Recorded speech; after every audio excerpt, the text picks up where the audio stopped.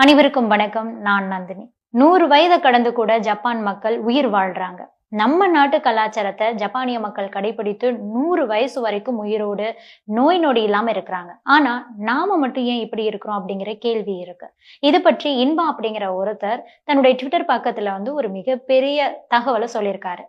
ஜப்பானியர்கள் சராசரியா 85 வயது வரைக்கும் ஆரோக்கியமா வாழ்றாங்களாம். ஆனா இந்தியர்களால 72 வயது வரைக்கும் தான் சராசரியா வாழ முடியுது.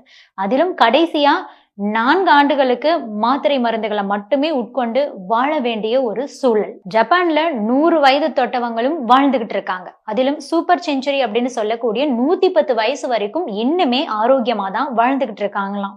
ஜப்பானிய மக்கள் எந்த ரகசியத்தை பின்பற்றி 100 ஆண்டுகளையும் தாண்டி ஆரோக்கியமா வாழ்றாங்க அப்படிங்கிறத நாமளும் தெரிஞ்சுக்கலாம். ஜப்பான் மக்கள் பின்பற்றக்கூடிய முதல் ரகசியம் என்ன அப்படின்னா அவங்களுடைய சாப்பாட்டு முறைகள் தான். புளித்த சாப்பாட்டுக்கு அவங்க அதிகமா முக்கியத்துவம் கொடுக்கறாங்க. உதாரணத்துக்கு பழைய சோறு, கேப்பங்கூழ், கம்மங்கூழ் இதையெல்லாம் பாத்தீங்கன்னா அவங்க உட்கொள்றாங்க. இதனை தொடர்ந்து அவங்க வேக வைத்ததை அதிகமா விரும்பி சாப்பிடுறாங்களாம். உதாரணத்துக்கு சீனி கிழங்கு மாதிரி பொரித்த உணவுகளை விரும்பி அந்த அளவுக்கு உண்ண மாட்டாங்களாம். அதற்கு பதிலா தீயில் சுட்டு சாப்பிடுறத தான் அவங்க அதிகமா விரும்புறாங்க.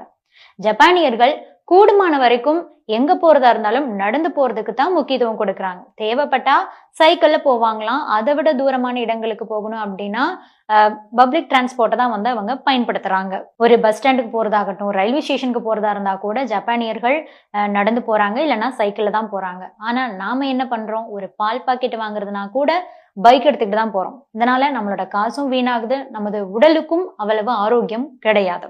இப்போ ஞாயிற்றுக்கிழமை அப்படின்னு எடுத்துக்கிட்டோம்னா அந்த விடுமுறை நாட்கள் அப்படின்னாவே நம்ம என்ன செய்வோம், காலையில ஒரு 10 மணி வரைக்கும் தூங்கி எழுந்துட்டு செல்போனை பார்த்துக்கிட்டே டிவி பார்த்துக்கிட்டே சாப்பிட்டுட்டு மறுபடியும் தூங்கிடுவோம். ஆனா ஜப்பானியர்கள் என்ன செய்யறாங்க அப்படின்னா விடுமுறை நாட்கள்ல தொலைதூரங்களுக்கு போயிட்டு முடிக்க வேண்டிய வேலைகளுக்கு முக்கியத்துவம் கொடுத்து செய்யறாங்க. அடுத்ததா நீச்சல் அடிப்பாங்களாம்.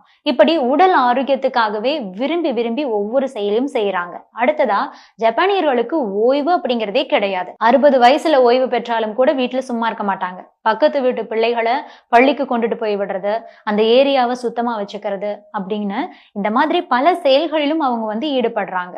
இல்ல அப்படின்னா கடைசி வரைக்கும் ஏதாவது ஒரு பிசினஸ பண்ணிக்கிட்டே 100 வயசு வரைக்கும் இருப்பாங்களாம். ஜப்பானியர்கள் எப்ப சாப்பிட்டாலும் அவங்களுடைய வயிறு 80% நிறையிற அளவுக்கு மட்டும் தான் சாப்பிடுவாங்களாம். மீதி 20% கேப் தான் இருக்குமா.